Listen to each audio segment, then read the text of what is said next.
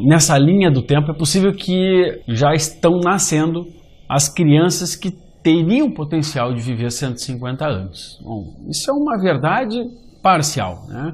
A gente imagina que isso fosse acontecer por quê? Porque no passado, lá na Roma Antiga, as pessoas viviam até os 17, 18 anos. A gente ultrapassou 50 anos na segunda metade do século XX.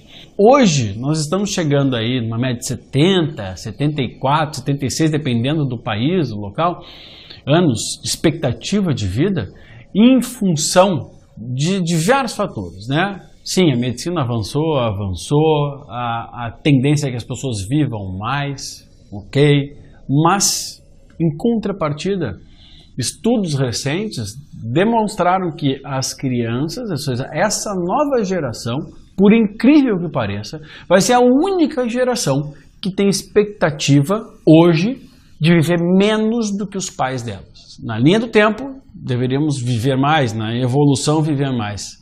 Mas o que está acontecendo é que estamos passando muito tempo doentes. Isso é uma realidade, inclusive, no Brasil. Vocês percebam nessa matéria lá de 2008, que o Brasil já envelhecia rápido e atingia a previsão de 2043. É muita coisa, né? Então, se a gente acha, não, mas isso é país desenvolvido, isso não acontece com o Brasil, não. Isso está acontecendo também com o nosso país. Mas se eu perguntasse para você, quem quer viver 100 anos? Já não seriam todos que responderiam que gostariam. Por quê? Porque a nossa visão de uma pessoa mais velha é uma visão de uma pessoa velha e sem saúde. A maioria das pessoas que já ultrapassam aí os 60 anos, eles não seriam considerados velhos. Não seriam, não teria porquê. Eu tenho diversos pacientes com 80 anos que estão se sentindo muito bem. Mas são exceções. Porque justamente o modo que a gente está conduzindo a saúde das pessoas não é o modo apropriado para gerar qualidade de saúde. Ou seja, expandimos a variável número, a quantidade, ou seja, a cronologia, só que biologicamente estamos envelhecendo muito rápido. Imagine viver 100 anos, então, e além disso oferecer viver 1/5 da vida incapacitado. Incapacitado, pode dizer, desde cadeira de rodas até sem recordar o nome dos parentes, sem controle esfinteriano, ou seja, fraldas, enfim. É claro que ninguém está livre de acontecer isso, né? Isso pode acontecer, mas são fatalidades, algumas fatalidades e outras coisas que a gente teria como prevenir. Esse teria como prevenir, para vocês terem uma ideia, a gente estima que 80% das doenças atreladas ao processo de envelhecimento elas seriam completamente, absolutamente evitáveis, dependendo de um programa de manutenção, igual a gente faz no nosso carro. Antes de dar problema, a gente leva para revisão, né? Deveríamos pelo menos, e não deixa bater uma peça, a gente troca ela antes, ou a gente repara ela antes. Nosso corpo, infelizmente, o que a gente tem feito é deixar bater. Aí sim, em média, estamos vivendo 1/5 das nossas vidas incapacitados. 20 anos de uma pessoa que vive 100 anos, incapacitado, realmente. Isso dificilmente alguém gostaria. Então a ideia é entender por que isso está acontecendo e como que a gente pode reverter. Tá? Os gastos com saúde aumentam, a evolução aumenta, o desenvolvimento aumenta, mas, infelizmente, as doenças crônicas também aumentam. O câncer, problemas de coração, articulares, doenças neurológicas, tudo isso está aumentando também. Muita gente pode parar e dizer assim, mas é que os métodos estão melhores, né, de diagnóstico. Não é só isso que está acontecendo. Também acontece. Por outro lado, existem os excessos de diagnósticos, né? A quantidade de doença que foi criada, que na verdade nunca existiu e passou a existir de um momento para outro. Nunca existiu, algumas existiam, a gente não conhecia, e outras não. Assim como máquinas novas, né? A medicina nuclear, ou seja, os métodos diagnósticos por imagem e sanguíneos. Sim, a gente evoluiu. O problema é que as doenças estão aumentando. Se vocês pararem para pensar, eu lembro lá na minha infância, eu tenho 38 anos, lá na minha infância, eu desconhecia um colega que tinha qualquer problema psiquiátrico. Qualquer que seja, desde déficit de atenção, isso não existia, a gente nem conhecia isso. Depois hipotireoidismo, obesidade, era coisa assim, o gordo era chamado de gordo. A gordinha, infelizmente, criança é muito sincera, né? São os bullings no passado, que a gente não chamava de bullying. Essa palavra também foi desenvolvida aí, né? Mas o gordo era o gordo, a gorda era a gorda. Né? E a quantidade de hoje de crianças com sobrepeso, com obesidade. Aqui eu já aconselho vocês a assistirem lá no Netflix ou então mesmo no YouTube o documentário chamado Muito Além do Peso. É alarmante, é triste, mas é a pura realidade do que a gente enxerga hoje na infância, desde as crianças pobres, né, que teoricamente não teria tanto o que comer, né, mas que se espelharam nos ricos e aí passaram a achar que água é coisa de pobre, refrigerante é coisa de rico, assim como outros alimentos também. Primeira coisa que eu preciso desmistificar aqui com vocês é a questão da genética. Então, se tenho genética, se eu tenho uma genética, eu não tenho o que fazer, pois a genética é determinante. Isso a gente ouve muito, isso eu ouvi quando eu saí da universidade, eu saí com esse conceito engessado. O que é genética, não tem como escapar. Né? Imagina que há muitos anos atrás, nem se conhecia o que era genética. A partir do momento que foi publicado o genoma humano, a gente teve uma surpresa na área da medicina, porque descobrimos que o ser humano não tem tantos genes funcionais assim. Teria até menos do que alguns vegetais. E nem por isso somos menos que vegetais na natureza. Será que genética realmente é tão determinante assim? Bom, esse estudo de Stanford foi muito impactante para a medicina, para a área da saúde como um todo. Porque acabou com esse mito de que tudo que é genética não tem como escapar. Esse estudo demonstrou que os fatores que levam, o peso dos fatores que levam as pessoas a viver mais de 65 anos é de 80% da nossa responsabilidade. Ou seja, 60% estilo de vida, 20% meio ambiente. Estilo de vida nós escolhemos, o meio ambiente nós também escolhemos. É claro que o meio ambiente a gente tem um pouco mais de dificuldade de escolher, mas eu tenho a escolha a partir de um dado momento da minha vida de me mudar, sair de um lugar e ir para outro. A genética fica com peso de 15. 15 é quase nada. E assistência médica menos ainda, 5. Eu acho aqui que a parte da assistência médica nós teríamos como expandir, né? Assistência médica como um todo, não só os médicos, participarem mais ativamente na prevenção e na mudança do estilo de vida das pessoas, na condução, porque no momento que a gente fizer isso, naturalmente nós vamos aumentar esse peso dos médicos. Mas enfim, a genética contando com 15%, a gente tem um soco no estômago, né? Ou seja, a responsabilidade é minha, é sua. Então a condução da sua vida é que vai determinar se você vai expressar aquilo que você tem de bom ou aquilo que você tem de ruim. Mesmo os longevos, tem coisa ruim na genética. Nem tudo é bom, é impossível. Aliás, não existe nem alimento perfeito, no nosso corpo também não.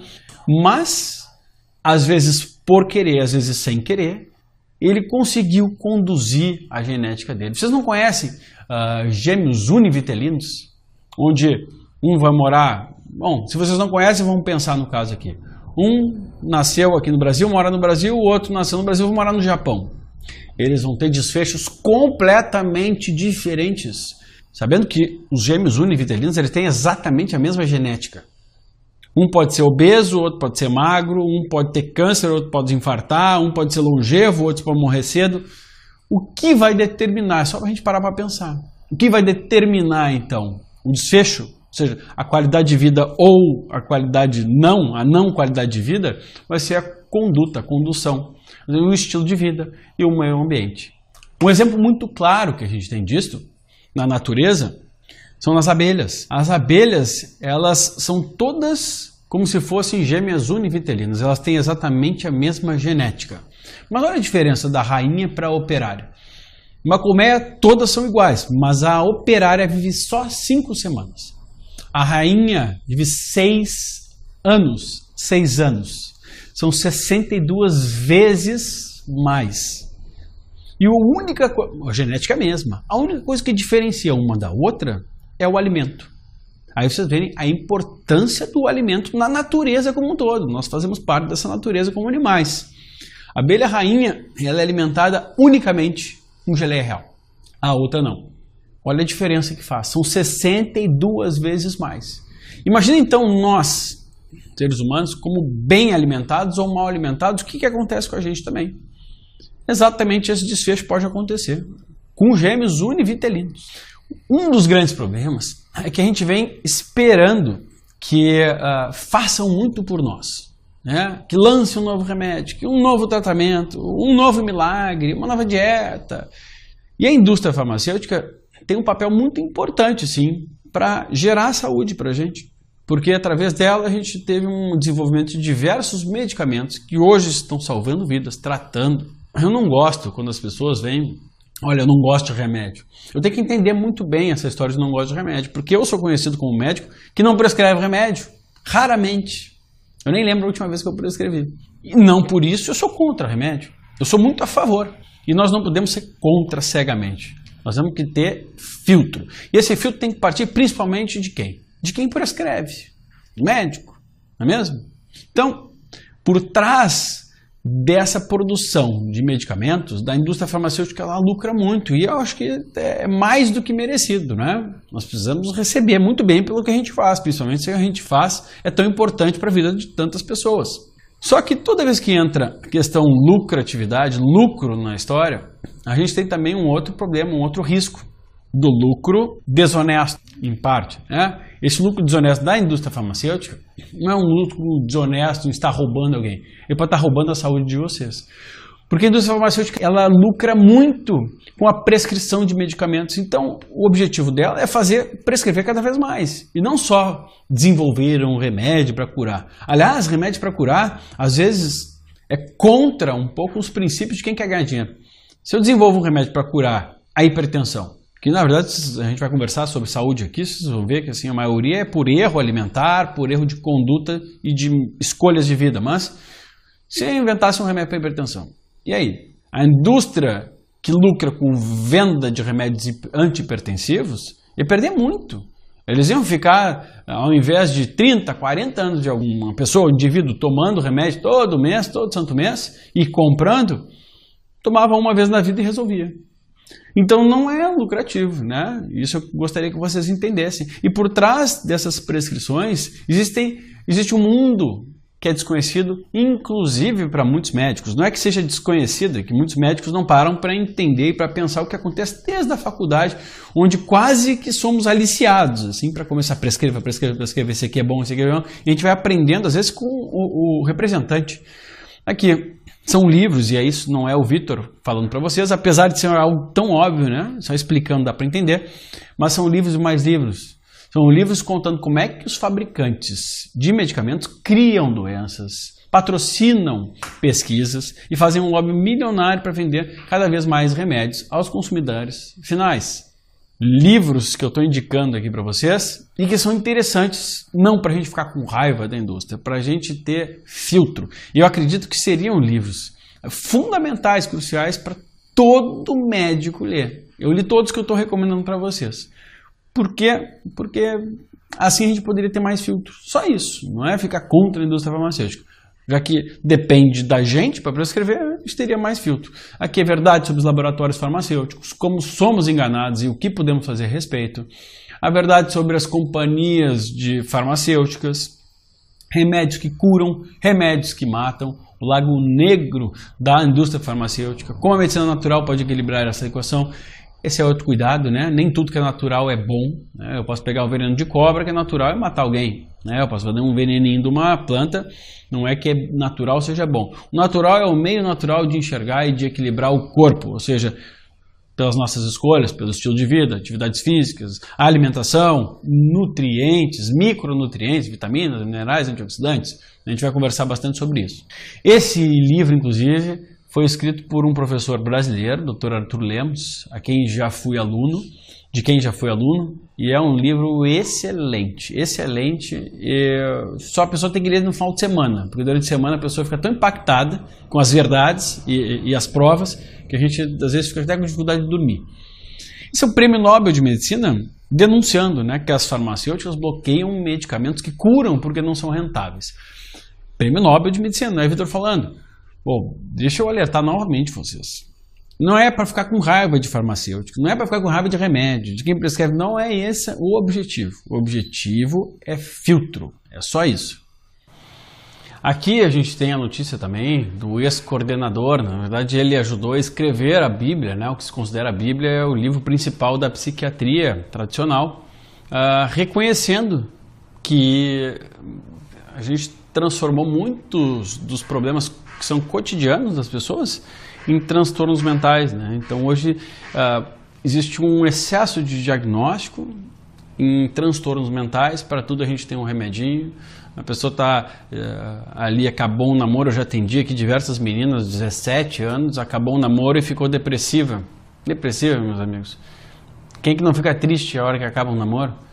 E aí começou a tomar remédio para depressão, e aí daqui a pouquinho começa a ter problema para dormir, um outro remédio para dormir, aí daqui a pouquinho começa a ganhar peso, remédio para fome, e aí a gente vê uma sequência de medicamentos sendo prescritos por adolescentes ou por adultos mesmo, jovens ou velhos, sem necessidade, numa cadeia onde às vezes a gente não sabe nem o porquê começou e nem como tirar esse tanto de medicamento. Então é um cuidado que a gente deve ter, né? Já fico alerta aqui, porque eu não vou alertar sobre isso ao longo do nosso curso, mas cuidado, né? Não procure medicamento para coisas que são transtornos, que são coisas cotidianas e que sempre existiram no mundo, né? Sempre existiu tristeza profunda, perdeu alguém, isso é natural de acontecer e ou a gente cura por nós mesmos, ou então, dificilmente a gente aprende. Como a indústria farmacêutica manipula testes de medicamentos, são testes manipulados, ou seja, faz de conta que deu positivo e não deu.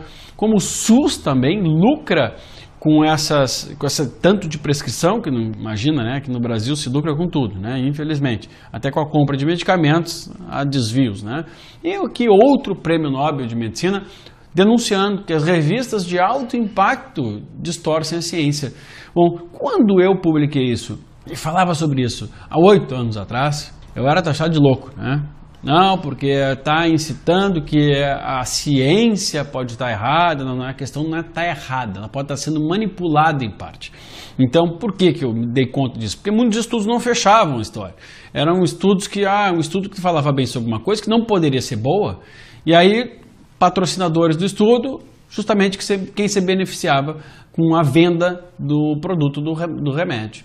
Isso acontece, sempre aconteceu, nos últimos tempos tem acontecido mais ainda, a partir do momento que esse cara falou isso e que eu já estava falando há muito tempo atrás, de lá para cá, alguns estudos apareceram denunciando isso, e eu vou mostrar para vocês aqui mais além. Aqui o outro livro muito interessante, esse cara, ele foi Carl Elliott, ele foi da indústria farmacêutica, né? Então ele participou de testes, ele aqui denuncia nesse livro dele, ele saiu da indústria, que ele não conseguiu ficar mais, denuncia inclusive testes com uso de cobaias humanas. Aí vocês procurem também filmes e documentários mostrando sobre isso, né? Como que foram utilizadas as cobaias humanas na África, por exemplo, lá quando se trocou as injeções, as seringas eram de vidro e passaram a ser de plástico, a quantidade de contaminação que aconteceu, espalharam-se os casos de AIDS, e com medicamentos não é diferente, infelizmente.